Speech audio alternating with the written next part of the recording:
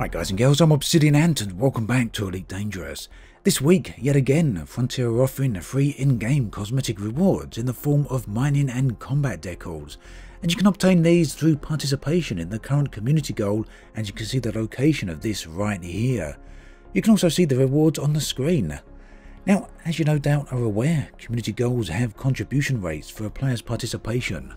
Only contribute a small bit and you'll be right on the bottom rung. Contribute a bit more and you'll be in the top 75%. Now it's the top 75% that you'll need to be in order to reach the area where you need to unlock the cosmetic rewards.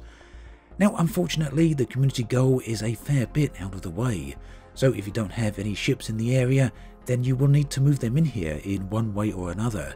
The excessive timers on the ship transfers here really are a nuisance, so with a 1 hour wait I got involved in some very compelling gameplay called Taking the Dog for a Walk. There's actually two CGs out here, both of them initiated by the in-game faction known as Aegis, who claim they are humanity's defense against the alien Thargoid threat, but the proof is still out on that particular claim. At any rate, they are asking for assistance in delivering resources so that they can build a new military installation in the Pleiades. It's quite likely that this is needed because the Thargoids have been hitting Aegis stations very hard in this region. The two community goals then, one is for mining, and yes you do need to mine, and purchasing the materials and delivering them will not be accepted as a contribution. The other part of the CG is bounty hunting. Each of these will award you with a cosmetic item, one for mining and one for combat. Now the decals also come in different quality grades. At 75% participation you'll get the standard one, at 50% bronze, at 25% silver, and if you make it into the top 10% then you will get gold. Now combat bonds and mining materials will need to be handed in at the relevant station, in this case the Oracle, which has thankfully been repaired after the Thargoid assault. Players of course got together and have done a wonderful job of getting this station back online. Personally then, I did some combat in the high resource extraction site found in this particular system, but I found it a little underwhelming to be honest, as despite being classed as high grade, it was full of very small ships, Sidewinders, Vipers and Eagles. So eventually I moved on to the local compromised nav beacon, and we'll get to that in just a bit. First though, I'd like to talk a little bit about the recent combat ships, and long-time viewers of this channel will know I'm certainly not the best of combat pilots. That said, I really do enjoy flying the medium-sized ships such as the Chieftain, and I'm a huge fan of the manoeuvrability of this ship, and yes, I really do like the drift it has as well.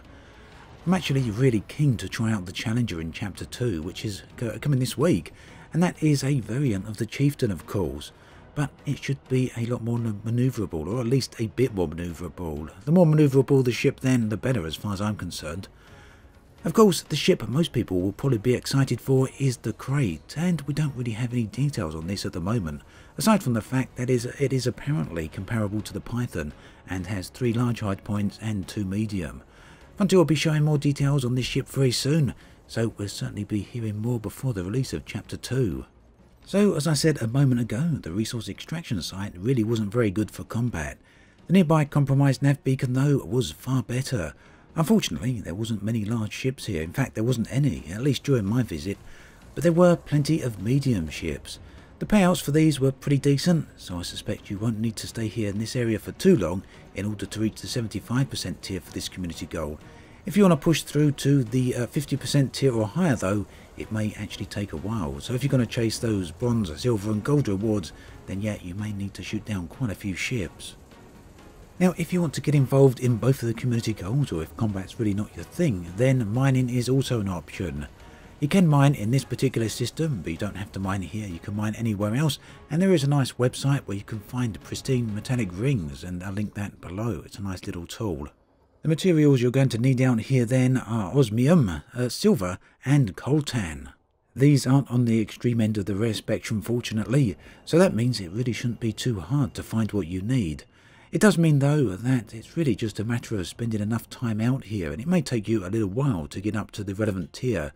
If you do have a look at the community goal quickly, you will see that it's very close to completion already, and this is on Tuesday as I record this. The combat CG on the other hand has a lot further to go to completion, and I suspect that at this point it won't actually reach the top of the threshold and fully complete, but that probably won't be an issue. So there we have it, a nice way to get some cosmetic rewards. I would actually love to see at some point Frontier include paint jobs as rewards for in-game tasks, especially the large events such as station repair. Probably not likely to happen, but then again, who knows. At any rate, that brings us to the end of this video. As always, thanks for watching, and I'll catch you guys and girls next time.